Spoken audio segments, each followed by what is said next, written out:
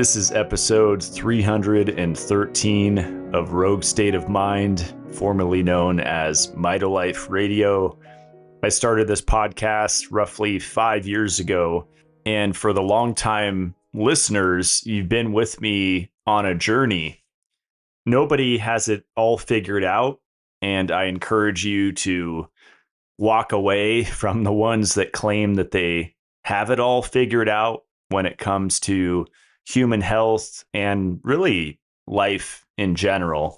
One of the things that makes my show unique is that I'm transparent in the things that I change my mind about. So instead of pretending and very gently pivoting, I actually make a scene. I talk about it publicly, very upfront of when I did the keto experiment, why I did that for a year, and I kept my carb intake to below 30 grams a day, and why I was experimenting with the continuous glucose monitor, even learning about all of the Ray Peat stuff, still trying that, and just learning through experience, which is far superior to listening to keyboard warriors, to reading studies and getting lost in PubMed. It's really personal experience that is king. And I've noticed that, especially up here in North Idaho, it's a lot different from Southern California, San Diego, Los Angeles area. People don't put a lot of emphasis on water filtration. I think because they assume that well water is going to be fine, and you're not going to have all the things that you have in municipal water, which is false. And that's a mistake in thinking. That is not true. You could still have tons of contaminants in well water. You always filter your water. And if you own your home, I don't care if it's city life or country life like I'm living, you want a whole house water filter system. You shouldn't have to spend more than $2,000 on that. I'm just talking about what I have: basic sediment, carbon, ultraviolet light, especially on a well or a spring. And then I still have my MitoLife 7-stage drinking water filter under my kitchen sink. And you might have to double up with a shower filter, which the KDF filter from my company MitoLife actually has a water softening effect, and it actually is beneficial to use on well water, especially if you don't have a whole house system set up. So without going off on tangents and keeping this show focused, about 4 years ago, I recorded a show on what I would do if I had cancer and my thoughts on cancer in general.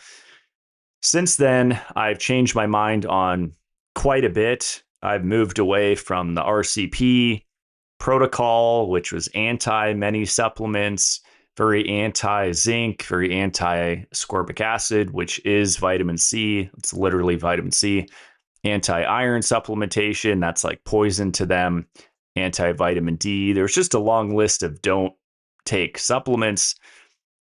And I was also playing around for the last 6 or 7 years, for a long time, promoting scalar energy devices under the pretense that they help with electromagnetic radiation, EMF, EMR. Both of those things I've since denounced very vocally, very publicly, and I really pride myself on that. And people have told me they really appreciate when I change my mind. I pivot in a big way. I don't hide it.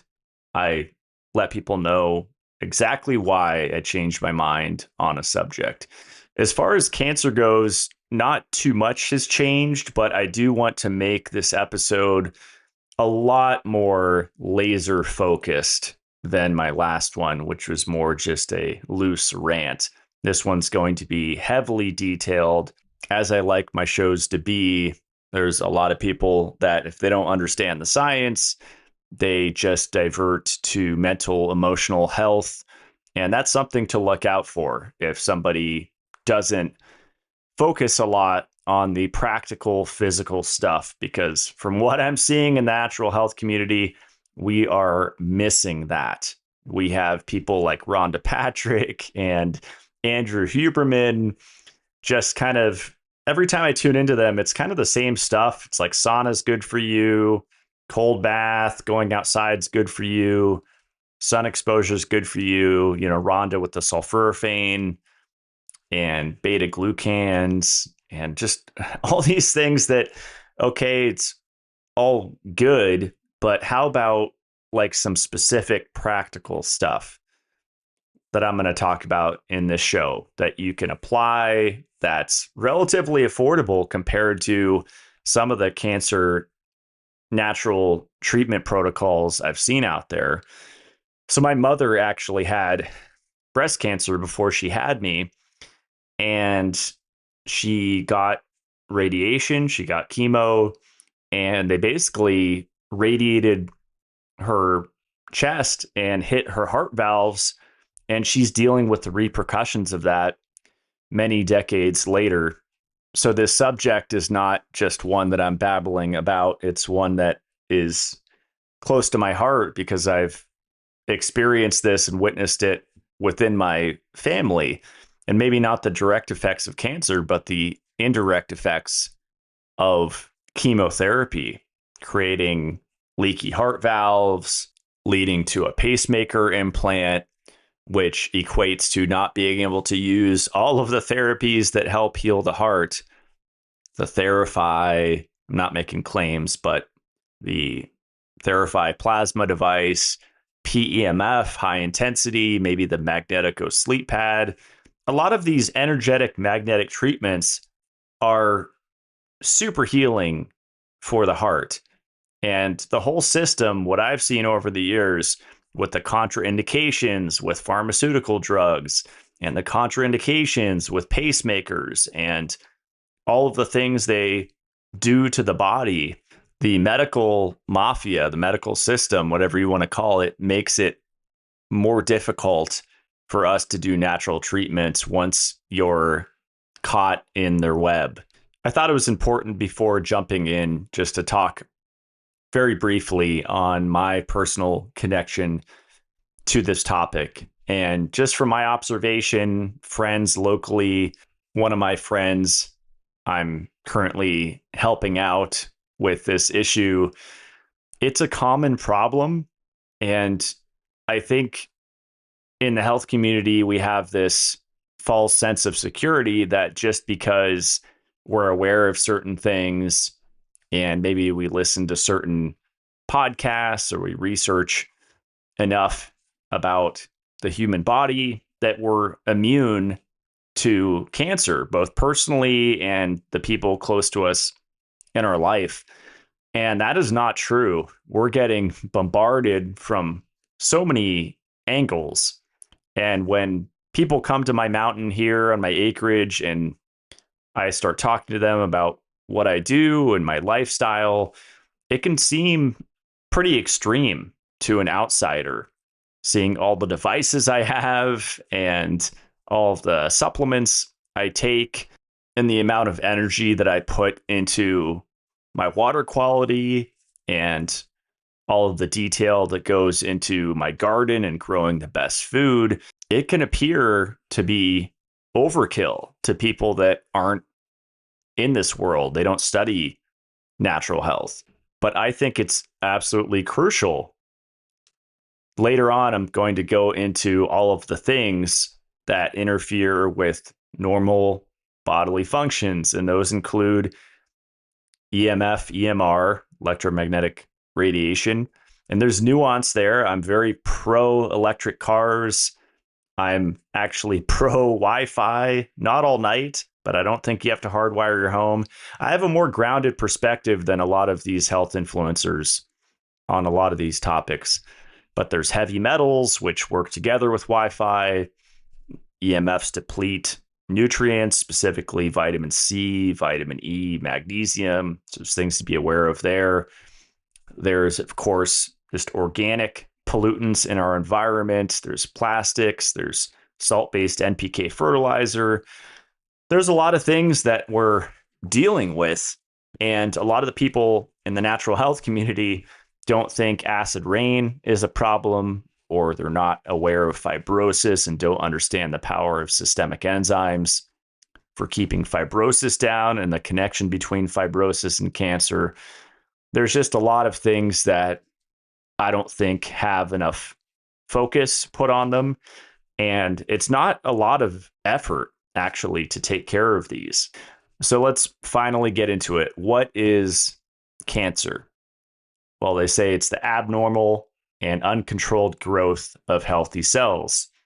Those cancerous cells do not follow the body's normal growth and division patterns. People often use the Xerox copy analogy, where over time you're making all of these copies in the office, and you'll need to replace the ink and maybe components of the printer. And if some of the components of the printer fail and the ink is running out, then maybe it'll be thousands of copies down the line, but at some point, the copies that you make will not be identical to the original. And that is a good analogy for how cancer cells are created. Very basic, but that's just one way of thinking about it. And I'm going to share some wild numbers here. So anywhere between 200 and 500 billion with a B red blood cells are created every day from our bone marrow. That's why iron deficiency, even iron deficiency without anemia, is such a problem with the fatigue, because these red blood cells carry oxygen and you need healthy bone marrow to create them, and you need enough iron to create hemoglobin, which is the protein in the red blood cells that carries the oxygen. So too much iron or too little can be a problem, but the too much iron has been sensationalized. I was a part of that problem for years. Yes, some people have iron overload, but that's generally hereditary hemochromatosis. Generally, people with Irish blood. I have no Irish blood, so I tend to be more on the iron deficiency side. And I've found I can take beef liver pills daily, or eat beef liver very often, and eat as much red meat as I want, and my ferritin does not budge that much. Whereas other people, if you get a serum ferritin test, which is an accurate representation of tissue iron stores, maybe it's easy to get your ferritin up and too high, and that could be an issue with cancer progression. And the easy solution to that is just donating blood, and ideally to more of a local organization. They could even destroy the blood, but a lot of people are weird about the Red Cross, and there's all these conspiracies, and they're probably true. But do not listen to the people that say that everybody is iron overloaded, or most people are iron overloaded, or even the people that say, because they kind of shift it and say most people are iron dysregulated. Even that is false. Some people are just straight up iron deficient. And things like Shilajit, things like beef liver, supplementing with a B complex, because there are these cofactors to iron. And if a lot of that doesn't work, then looking at iron supplementation, whether it's non-heme form called iron bisglycinate, or heme form, which there's a company called 3 Arrows. A lot of people don't know that you can supplement heme iron, which is the same iron found in like a steak. A lot of people respond better to that heme form of iron supplementation than the non-heme. So there are a lot of options out there, and you won't hear about that from the iron overload people. And I just go on this little iron tangent, and I'll go on a lot of tangents in this show because it all is relevant. And I'm not a fan of needles. I think people overdo blood tests, but serum ferritin, even just once a year, more so if you have some chronic issues going on, it's important to know whether you're prone to iron storage or to iron deficiency. And that's a very simple test to look at. I like Caitlin Hardigan's Iron Protocol. She has a Facebook group that's great, goes into a lot of detail. My first show with her on MitoLife Radio on YouTube was about 2 hours, and it broke down a lot of the myths that I had been perpetuating in the natural health community about iron. I think it's a really easy place to start, especially if you haven't done testing and you don't know where you stand with a lot of things. I think it's way more important than vitamin D. That one could also matter. There's a lot of genetic things that could happen with vitamin D where you don't make it from sunlight and you absolutely need to supplement it. But I think the reference ranges for iron and vitamin D vary wildly on where someone feels optimal. On social media, Instagram specifically, I post daily coffee fact stories, basically health facts, little snippets from studies that I found while I pour my espresso and make my coffee. And the other day I posted one that said reference ranges for serum ferritin vary across laboratories, but levels of 30 to 300 nanograms per milliliter are considered normal for men, and 10 to 200 nanograms per milliliter for women. That was a Kratz study, Kratz, and that was from 2004, so a while ago. And it goes on to say, it is widely accepted that a serum ferritin less than 12 nanograms per milliliter indicates depletion of iron stores. But going back to what I said earlier, I would go by how you feel. Like, it's great to know about these studies, and I think it's also important. But if you're in the range, say you're a man and they say 30 to 300 is great, and I hover around 70 with my ferritin nanograms per milliliter last time I checked. And if I was feeling chronically fatigued, then I would look at bumping that up, and I would experiment with iron supplementation or megadosing beef liver, doing different things, and then retesting and seeing how I feel. That's how we should approach these things. I don't think it's just chasing these ideal ranges. It's being in tune with how we feel.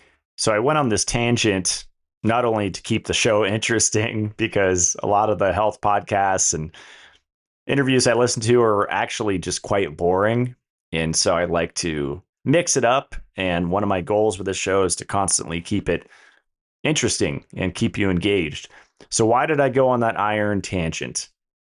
Well, it's because both iron deficiency and iron overload can each increase cancer risk.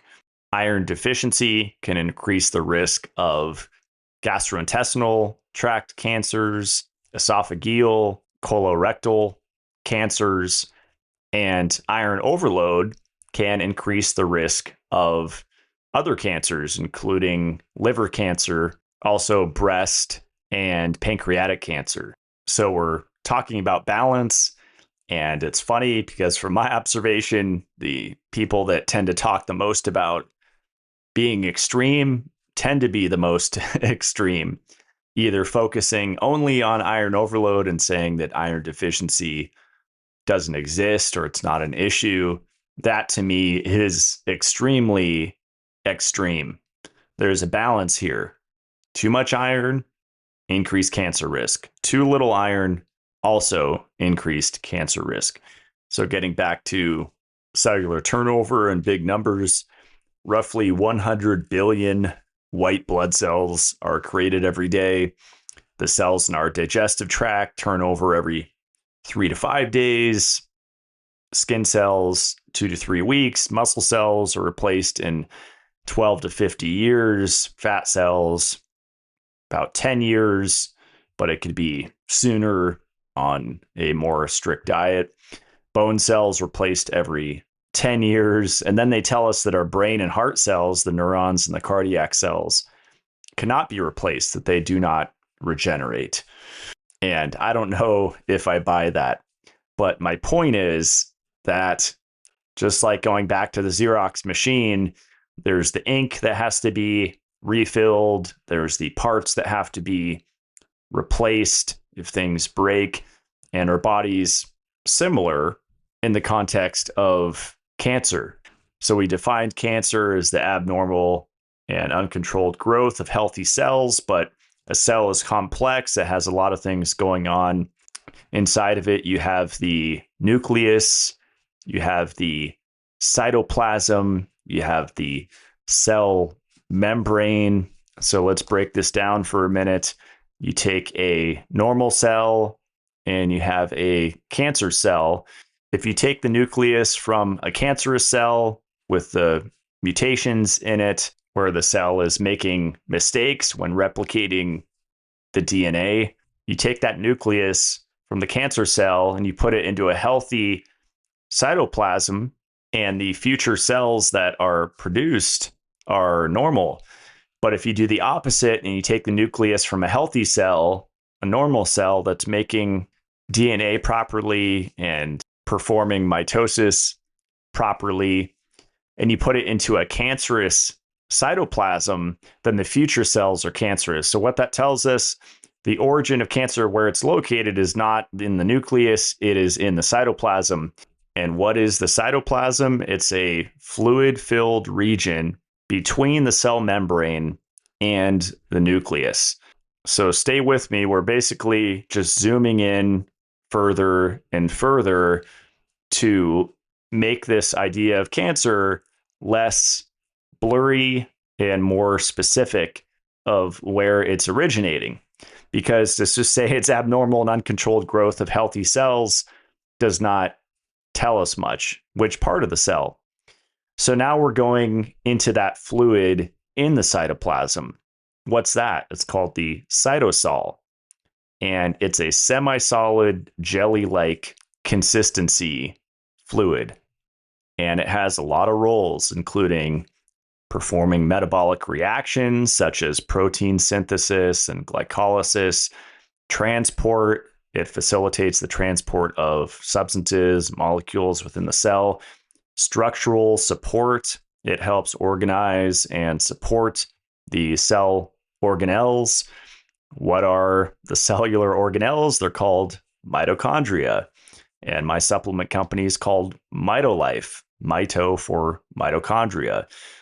And they are generally referred to as the powerhouse of the cell because they generate adenosine triphosphate, or ATP. And I used to think about it the wrong way, or the inaccurate way of thinking that it was like gasoline or diesel fuel in an internal combustion engine vehicle. But it's actually way different from that. So there's this relationship with water, and there's this relationship with sodium and potassium. And we have this thing that's called the sodium potassium pump that was discovered in 1957. And that's responsible for bringing in or importing potassium into the cell and pushing out or exporting or excreting sodium to stay outside the cell. That's how it should be. Gerald Pollack, that I interviewed on the show, studied Gilbert Ling's work, and I think he actually knew him personally. And Gilbert Ling found that the sodium potassium pump doesn't actually have enough energy to perform that function of importing potassium and exporting sodium. He said it would take 30 times the energy that the entire cell has available to possibly be able to do that. So it can't. So it does it a different way. And that different way is utilizing this mesh lattice network. That's this structured water going back to the cytosol, that fluid within the cytoplasm. Remember that space in between the cell membrane and the nucleus. That's this jelly-like material. It's not fully liquid and it's not a solid. It's in between. It's like jello. And that structure, when it's formed, actually will allow potassium to come into the cell and sodium to go out without using energy. The role of ATP is actually to interact with proteins, unfold them properly, which then allows them to interact with water, sometimes called bulk water, like liquid water, to form structured, crystalline, jello-like water. And if you want to dive into this, you can listen to the show that I had with Gerald Pollack on MitoLife Radio, the old name for this podcast. He also has a book, if you want to get really in depth, called The Fourth Phase of Water. And he describes in detail how this structured water allows a charge to form, a negative charge inside the cell and surrounding it. And that is the foundation of health. And this is where I'll talk about the quantum health movement. This is something that I got into back around 2016. Dr. Jack Kruse is now trending, and people have taken his information, created businesses around it, just like a lot of other movements out there, whether it's repeat and pro-metabolic. There's all these offshoots of people creating their own businesses around it. And the fundamentals of it are great, especially because a lot of the stuff is free. It's grounding, which is connecting your bare skin to the earth, ideally in wet sand, but it could be grass, any conductive material out in nature. Now there's grounding shoes.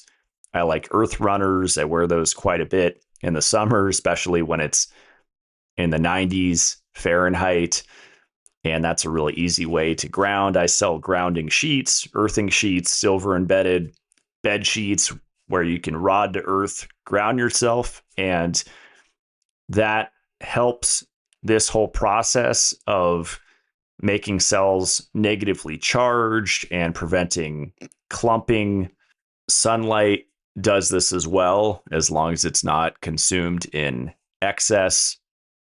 As much bare skin as you can have exposed. And this is what all the quantum health people are shouting from the mountaintops, and, catching the sunrise, or at least when you wake up, going outside and giving your naked eyes that signal that it's morning, and the Kelvin and the certain wavelengths. It's basically setting the clock in your brain and therefore balancing a lot of systems throughout your body by telling your body what time of day it is.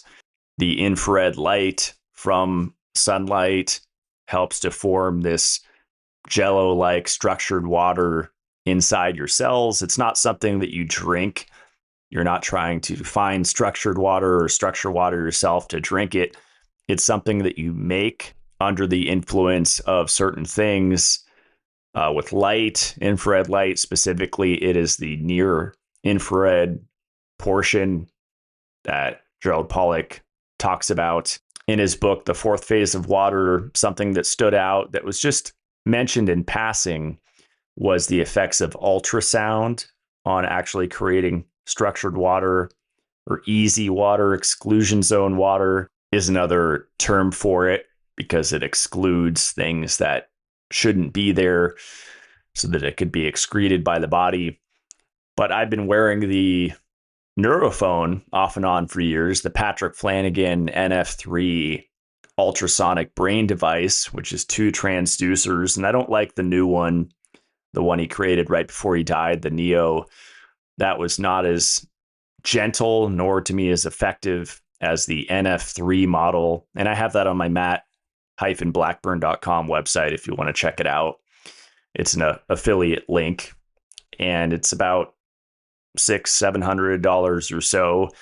And it's a little 9-volt battery, and you wear these transducers on your head. Amazing for long drives. If you're going to drive cross country, it would be a game changer to have rechargeable 9-volt batteries with you and wear that on long trips.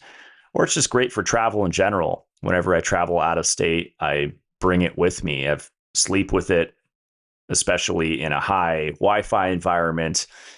And I really feel the difference in my brain, and just overall stress levels are lower. And it's really interesting to think that it's possibly creating exclusion zone water in my brain and countering the influences that are deleterious to that, which we'll get into. One of them is EMF, electromagnetic fields, or electromagnetic radiation. The reason why that's so harmful, yes, it's oxidative stress, but it's actually interfering with the creation of this gel-like structured water inside the cell. And that starts to break down everything in the body once that occurs. So I basically just summarized what you'll hear from a lot of the quantum health influencers out there that have listened to Jack Kruse for hours, like I did way back in 2016, 2017. But that's only one piece. And a lot of these, and not all of them, I'm friends with some of them, but a lot of these circadian biology, quantum health people, they say that supplements are not only unnecessary and a waste of money, but they sometimes go as far with melatonin, for example, to say that it's toxic and it will cause harm in all of these ways that they cannot prove. So that's where I come in with 15 years of experience and research on nutritional supplements, because they are necessary. If you don't megadose for years and years on end, they are safe. And a lot of the supplements that they demonize, namely it's melatonin and cholecalciferol or vitamin D3, I somewhat agree with them on the vitamin D because that's tricky. You need magnesium to activate it. Most people are magnesium deserts. There's also this vitamin A relationship to vitamin D, and a lot of people are vitamin A deficient. Magnesium is more common, but if you marry A and magnesium deficiency and you start taking a lot of vitamin D for antiviral or whatever effect you're looking for, it's one of the supplements you have to be more cautious about. And I always start the conversation with people, how many pills do you want to take? Because if it's 40 or 50 a day, then yeah, you can include vitamin D in there for sure. But a lot of people don't like taking 40, 50 plus pills a day. Maybe they're taking on average maybe 10 to 20, somewhere in there. I would put vitamin D very, very low on the totem pole of priorities of things to supplement. And again, going back to reference ranges with genetic mutations, cholecalciferol, vitamin D3 could change someone's life. And there is the parathyroid hormone connection where, just like iron, it's the Goldilocks. If you're deficient in vitamin D, that increases calcification. If you have too much vitamin D, that increases calcification. So it is a balance. And that's why a lot of people stay away from isolated supplements and just stay with whole food vitamins, whether it's whole food vitamin C or organ meat supplements, instead of taking mixed tocopherol vitamin E, like I'm a huge proponent of, or vitamin K2 in the MK7 form and the MK4 form. People would rather play it safe and get it from Whole Foods, but the problem is that you can't get up to the necessary dosages to make a difference, especially if we're talking about vitamin C, which is synonymous with ascorbic acid, which I've had a show. That was episode 196 of MitoLife Radio. It's on YouTube. It's called Is Whole Food Vitamin C Better Than Ascorbic Acid? And it really does come down to the dosage. With whole food supplements, you cannot get enough of the active ingredient to really get the effect that you're looking for. So back to where I differ with the quantum health people, I saw a post today on Instagram. He said people are marketing red light therapy panels to you for $1,000+ when you could just go outside and get those beneficial wavelengths for free. And my response to that Instagram story was, why not both? That goes for a lot of things. Whole food versus isolated supplements. Why not both? Why not going outside and grounding and naked sunbathing if you don't get arrested and getting sun in your eyes, and use a red light therapy panel and maybe even a UV light if that makes you feel great, especially in the winter. There's this demonization that's going on in the health community of supplements and devices.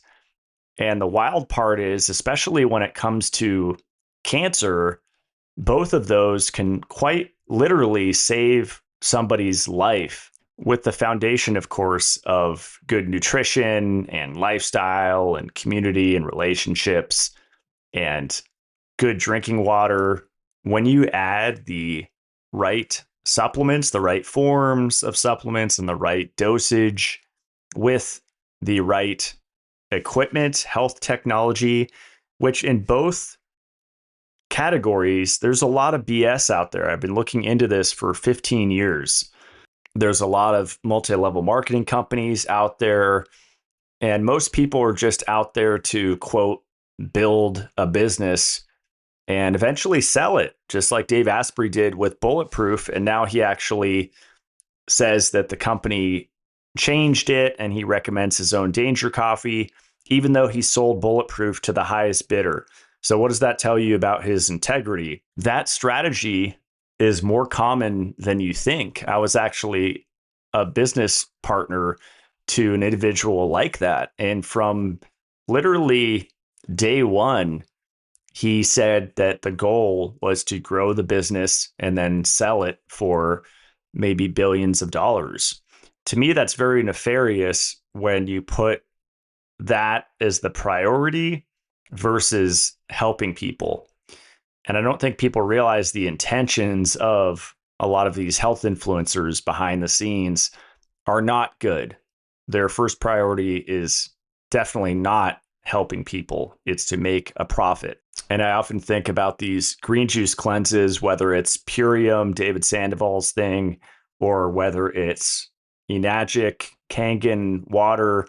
Those are two of the biggest scams. And it's just as bad as the conventional medical system because it gives people false hope and they're wasting a whole lot of money, and they're actually creating this web of deception and lies around the products that really the goal is just money. It's not improving people's quality of life and the quality of their mitochondria and cancer prevention.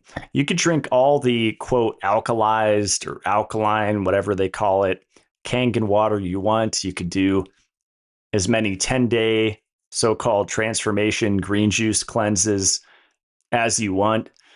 I'm going to tell you, alkaline water or Kangen water and green juice powders or alfalfa, whatever barley grass juice powder, those are so far from the solution that it's really comical. All that to say, there's a lot of confusion out there. So that's why I'm grateful to have this show and be able to really help people to share the message of, if it's a multi-level marketing company, the product is going to be BS. I don't care what it is. And if your favorite health influencer is saying that supplements and health technology is not necessary when you get outside and ground and practice or live all of the circadian biology stuff, which is great. But as soon as you sense that extreme of being anti-supplement and these devices are overpriced, if someone's using the overpriced thing a lot, you're wasting your money. That is true a lot of the time, especially if it's an MLM, you're 100% wasting your money on every multi-level marketing company out there.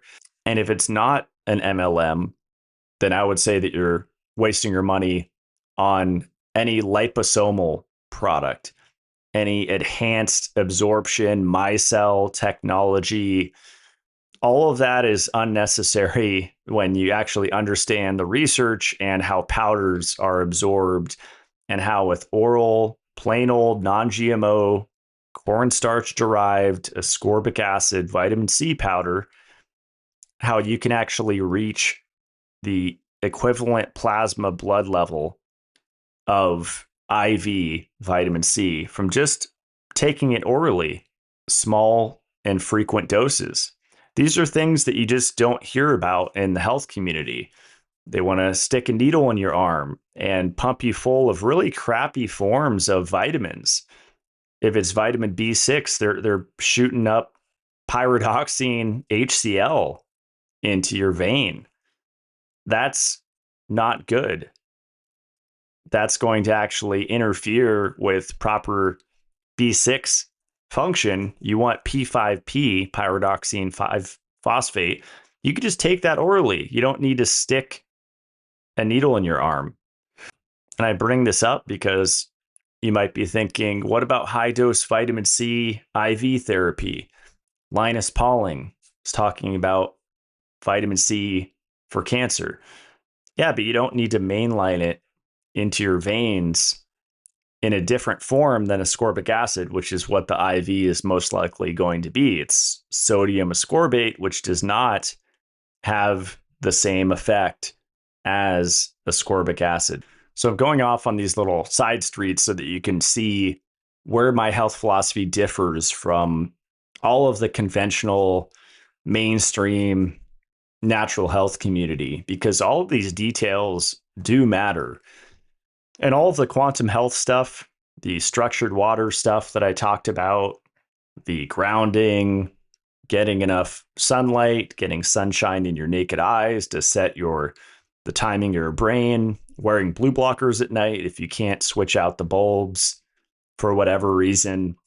I personally have Hudson Co. incandescent bulbs throughout my house, and it's made a huge difference. I feel way different using those than LEDs. And if I do use LEDs now, it's indirect light. So above countertops, little night light in the bedroom, Gemba red LED strips in the bathroom.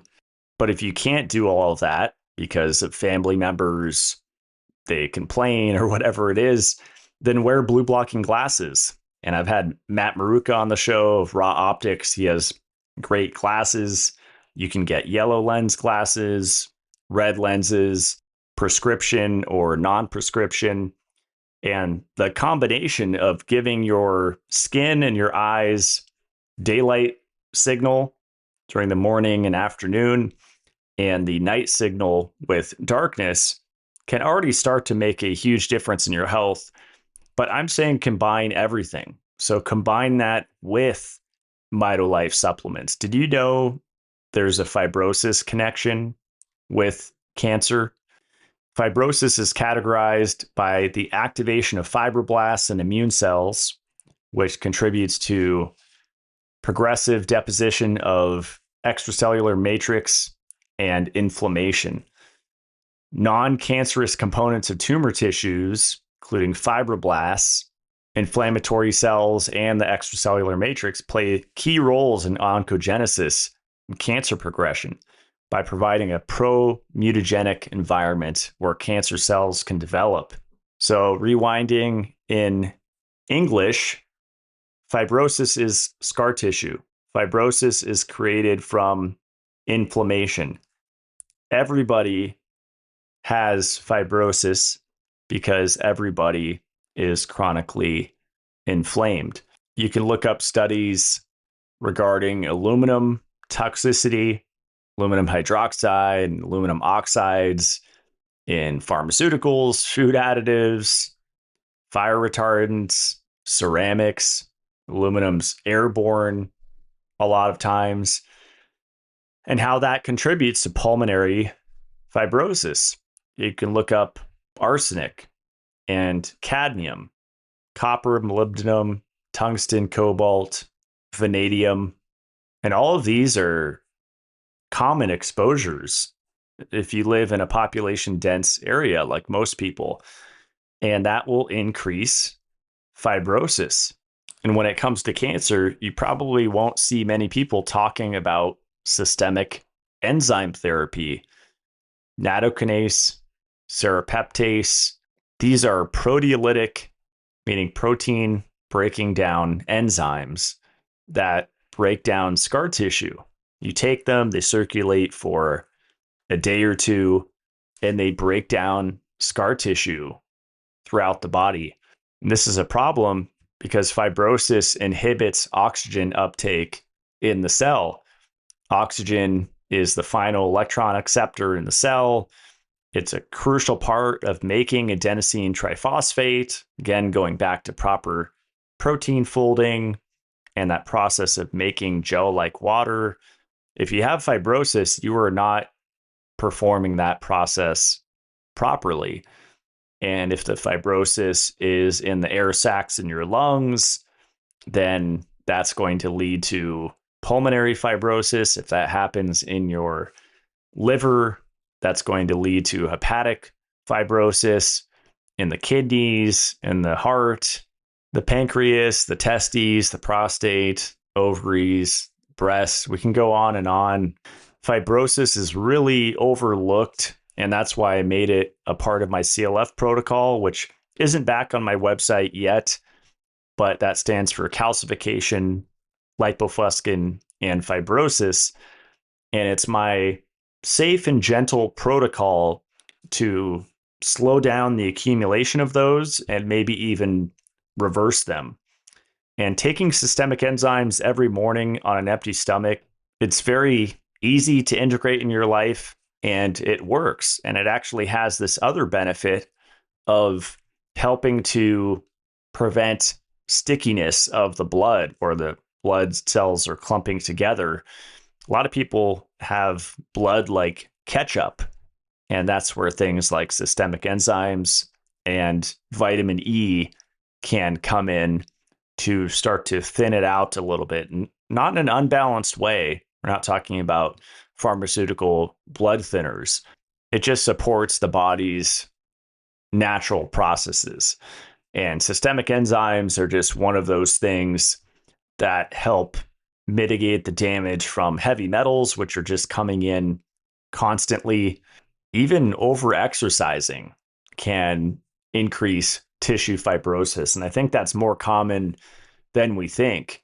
If the body's unable to properly repair the muscle damage that's occurring because of chronic deficiencies, then you're just increasing scar tissue fibrosis, not only in the muscles, but it could even be in the heart, in the liver, and the adipose tissue. So daily systemic enzyme therapy, you don't have to megadose, even just one capsule a day, very affordable. It is one of my prime foundational, not only anti-aging strategies, but also cancer prevention. Because again, if oxygen can't get to the tissue, that is the beginning of the end for that tissue and an increased risk of cancer. So I've talked quite a lot about EMFs, even just this year so far, but I want to circle back on that in the context of this talk on cancer, because EMFs do disrupt this whole process of making structured water. So it's great to know the top 5 nutrients for EMF protection: vitamin C as ascorbic acid, vitamin E as mixed tocopherol, melatonin, I would say high dose, definitely more than 5 milligrams a day, zinc, and magnesium.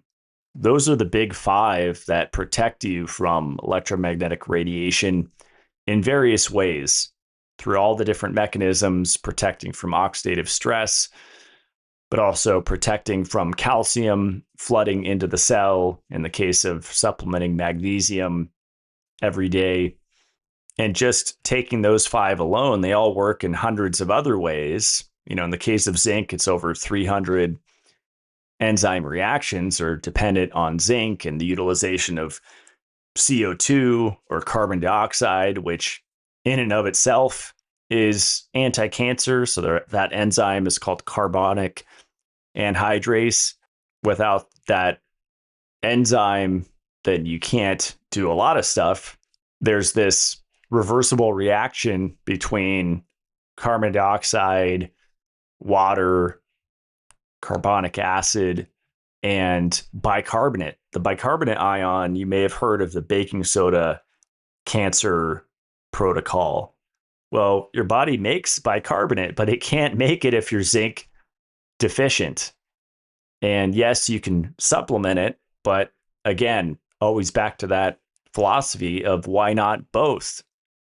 Make it and do shots of your homemade magnesium bicarbonate. While we're on the topic of carbon dioxide therapy is something else that I would look into for cancer. You can go to carbogenetics.com. I interviewed Steve Scott, the founder of this company. But if you click on their science tab and then click on cancer, you can see 5 studies there talking about the relationship between transcutaneous, which is through the skin, carbon dioxide for suppressing the growth of tumors. In the case of this one study, it was epithelial tumors, but there's several studies, one looking at metastatic bone tumors. You can either inhale it or you can use the bodysuit called the body stream, where you suck the oxygen out. It's a kit for about $2,000. And then you have a carbon dioxide tank. So you pump in the CO2 gas after you've shrink wrapped yourself, and you lay there for 30 to 60 minutes. You can keep adding CO2 if your body's soaking it up. You could sleep in it if you want to.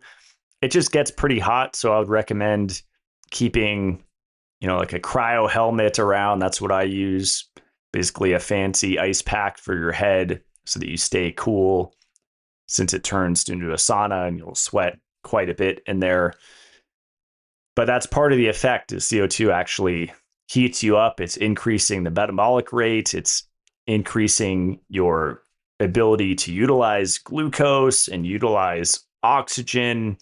I'm sure it's affecting the structuring of the water in your cells because it's affecting proteins.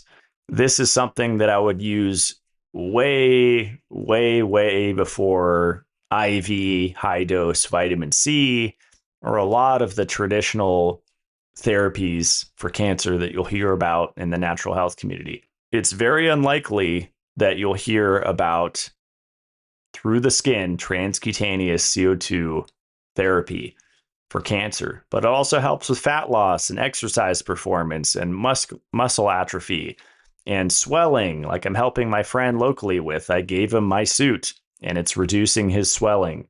For mitochondrial biogenesis and skin wound healing, just overall anti-aging. CO2 is amazing. It's affordable. In the case of carbogenetics, we're talking about between $700 and $2,000. And if you use my code Blackburn, you'll save a little bit. I'm going to keep throwing out rapid fire solutions here. Obviously, sauna therapy, and I'm not linked with any one sauna brand. There's a lot of influencers out there that either promote Sunlighten or one of these really expensive saunas with a lot of add-ons, and maybe they're good. I say the saunas with integrated red light therapy aren't worth it, and you're just paying extra for a lot of bells and whistles, and you tend to pay a premium for that. So I just have one from Redwood Outdoors. It's a company out of Washington, and I've used their wood burning barrel sauna, which is awesome. And I'm currently using one of their indoor saunas called the Cube, and it's a steam sauna with an 8 kilowatt heater inside. So rocks, and I throw water on top, and that'll get up to 200 degrees. And I try to use that pretty much every day with the day off here and there. And that's helping in several ways. It is helping to increase the structuring of the water inside the cells, but it's also removing heavy metals, which are inhibiting that process and making you more of an antenna for electromagnetic radiation. It would be great if we went back to having bathhouses instead of bars. I do think there's benefits to small amounts of alcohol for lipofuscin reduction. But we have way too many bars and too little of healing centers. And if we do have these healing clinics, they're focusing on a lot of the wrong things, in my opinion. IV, nicotinamide adenine dinucleotide, NAD IVs, vitamin C IVs, again, crappy forms of B vitamins, and just crappy forms of everything in these IVs. It's very cheap and very profitable for them. But what if we had more of these spaces where there's tons of saunas and the community could just go and sweat, and it was, paid for by our tax dollars instead of our tax dollars going to fund foreign countries. I just paid taxes, so I had to give that little rant there, really riled up about where my money's going. Definitely don't agree with it. Why isn't it going to communal saunas and communal healing? That would totally change the world. My perspective on human health is that it starts with the physical. There's a lot of people that when they don't know the physical science, they'll defer to mental and emotional, and that's so important. And, you can cure anything with the mind or with, spiritual balance or emotional trauma stuff. And all of that can be true, but it still starts with the physical. Look at Abram Hoffer working on schizophrenia with high dose B3. Look at the studies regarding zinc and mood disturbances, especially autism. Look at the relationship between magnesium, iron, selenium with autism and neurological conditions. We need the building blocks for our neurotransmitters, our brain chemicals. And we also need those nutrients, like in the case of iron, for cancer prevention. But all of the nutrients, they all play a role in the orchestra, creating the music of the body that resonates everything and keeps everything working together in harmony. It's all of these nutrients, the macrominerals, the trace minerals, the vitamins. And what I've been studying the last 15 years are these imbalances, and really sharing it, especially the last 5 years. Just taking myself, for example, were you raised in a traditional American household where your parents did the best they could, but you ate quite a bit of seed oils? You weren't raised on tallow and ghee and grass-fed butter, and they were cooking in other stuff. Who knows what it was? Probably a polyunsaturated fatty acid oil. Well, you probably created a vitamin E deficiency for the first 20 to 30 years of your life. I know for me, it was the first roughly 30 years of my life. I was depleting myself of vitamin E because there's a seesaw relationship with PUFA consumption, long chain fatty acids, and vitamin E status. And when you're deficient in vitamin E, you will get more damage from the sun because vitamin E is your natural internal sunscreen. EMR, EMF, electromagnetic radiation, electromagnetic fields that will harm you more with vitamin E deficiency. And then we go on. Do you have a history of vegetarianism or veganism or raw veganism like I do? Well, you probably have a deficiency then of all of the animal nutrients, but namely iron, zinc, selenium, not to mention just being in a catabolic protein deficient state for such a long time. And we need proteins to make our brain chemicals, by the way. So the brain fog could partially be from protein deficiency. And then it's just exacerbated when you combine nutrient deficiencies with that. It's kind of scary to think about how long I was a space cadet until I introduced raw goat's milk or bovine milk, cheese, pastured eggs, grass-fed beef, bison. It was at that point in my life where my brain started to turn on and a lot more possibilities opened up for me of where I could take my life in different directions. And then when I finally combined that with proper supplementation, systemic enzymes, vitamin E, vitamin K2, shilajit, magnesium. Shilajit and magnesium were the first two supplements that I was consistent with before I took anything else. So I would say from around 2011 up until about 2016 or so, I was mostly just consuming those two, and I would play around with different herbs, ashwagandha, bacopa, but I was more of a whole food supplement guy. When I started adding in things like zinc, which was very recent, just the last couple years, it was like the light bulb got brighter in my brain. And that's just something you have to experience for yourself and just know that as you feel better, mood regulation wise, less brain fog, memory recall, reading comprehension, if all that stuff's getting better, just know that your risk of cancer is going down.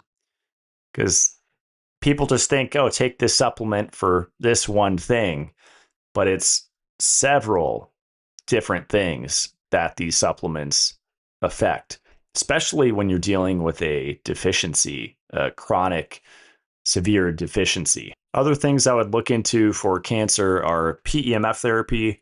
I would stay away from the mats, the cheaper ones, especially that integrate far infrared light or heat with them.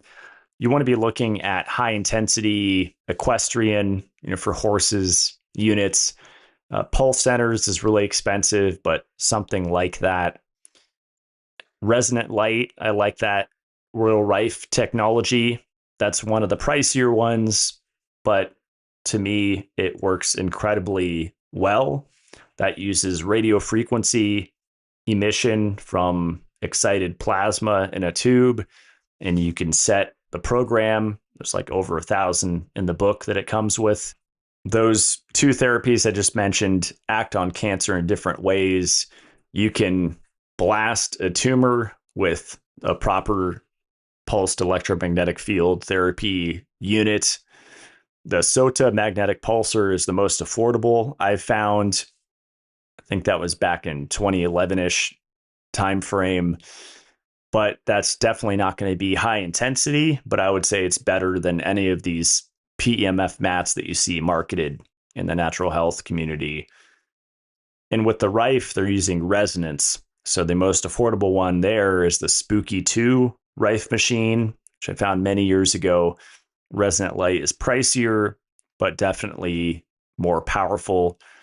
And that can shatter cancer cells through resonance and matching the frequency. So, of course, it's about stacking. And I let my friends borrow several of my things because they're right here local to me, and I trust them that they'll give them back. I would really combine the things that you're drawn to, the things that you have the budget for, and basically make a protocol. There's no way that without me knowing you in this show to just design a one size fit all protocol. This is the best I could do. Of course, invest in a drinking water filter. I custom built one with my friends. That's a 7-stage beyond reverse osmosis drinking water filter. Again, even if you're on a well, you need to filter your drinking water beyond a whole house unit. You really want to take the acids out. Acid rain is not good for you, and you want to filter that out with deionization. And of course, a shower filter, if you're in a municipal area, that is a must. And again, it's one of those things where there's so much BS out there being marketed. It's really about the volume, and you don't want 7, 10 different types of filtration media in there. You want 1 or 2. So with our MitoLife, activated coconut carbon, KDF 55, very simple, huge filter, and it does the job, and you don't have to replace it in a month. It will last for several months, and that varies depending on how harsh your water is. If it's a really bad area, I would say maybe every 6 months, but you don't have to buy the whole filter like you do from other companies that I promoted in the past. It was about $140, and when the filter was done, you had to replace the entire thing. With MitoLife, it's just replacement cartridges. So it's much more affordable than replacing the entire unit. So that's a little rapid fire recommendation. The last piece of advice I would say is go back and listen to my MitoLife radio podcasts. For some reason on Apple Podcasts, it limits how many I can post. So to go back in the archives, go to my YouTube channel, to search MitoLife radio and listen to the shows that you're drawn to. If it's something that you or someone in your family or friends experiencing, listen to that show and take notes, because it's very likely in the 300 plus shows that I've done, there's a few in there that is a huge missing piece that can absolutely radically upgrade your life. If you want to see the recent shows and my recommended products, you can go to matt-blackburn.com. And if you click Go Rogue, then it'll pull up all of the recent podcasts that I've had. And if you click on the shop tab, you can see all of my recommended products. These are things that I've found over the years that have worked for me. And it keeps going on with cancer solutions. I have the deuterium depleted water up there. People debate that, but deuterium definitely interferes with that process of structuring the water inside our cells. I have subliminal messages. If you want to get really crazy, it's an app where you can upload these subliminal messages onto and listen to it, even through the neurophone. If you want to get wild, that's what I did years ago, and reprogram your beliefs around healing. I think that could be really helpful in combination with these things. I have the Crucial 4 ozone generator. It's a cold plasma device. All of the gases, although oxygen is emphasized, I think, way too much, can be helpful, hyperbaric oxygen therapy.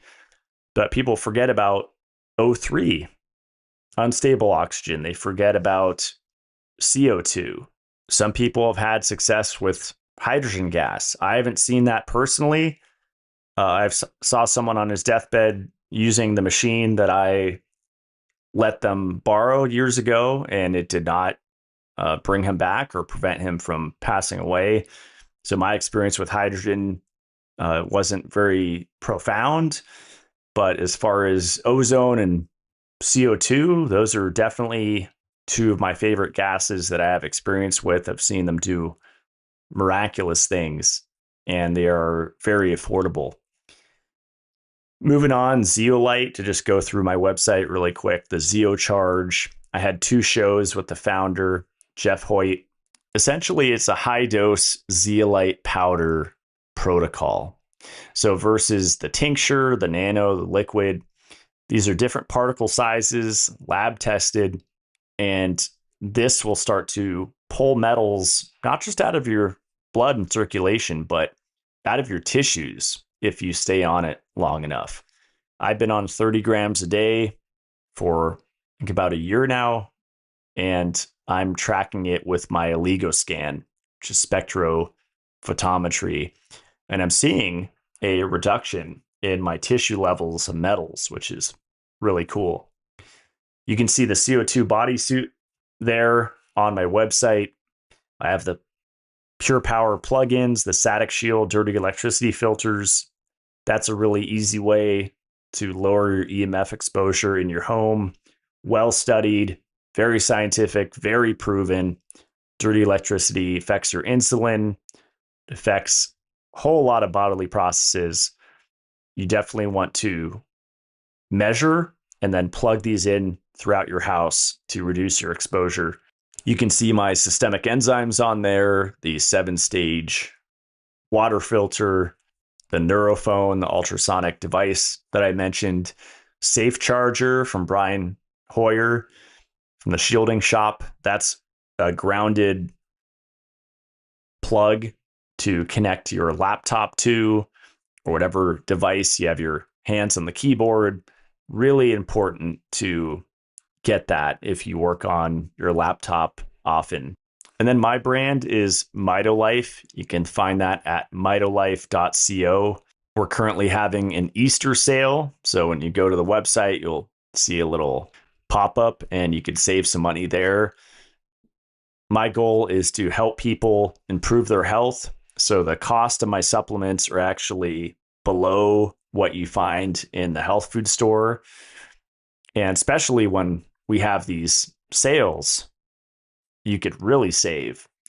So if you click on shop and then wellness, if you're on a laptop or your desktop, and then on the top, click save on surplus, and you'll see things like lithium, zinc, melatonin, a lot of things they mentioned in the show, vitamin C, but also jellyfish, collagen, elk velvet antler, product called encephalon.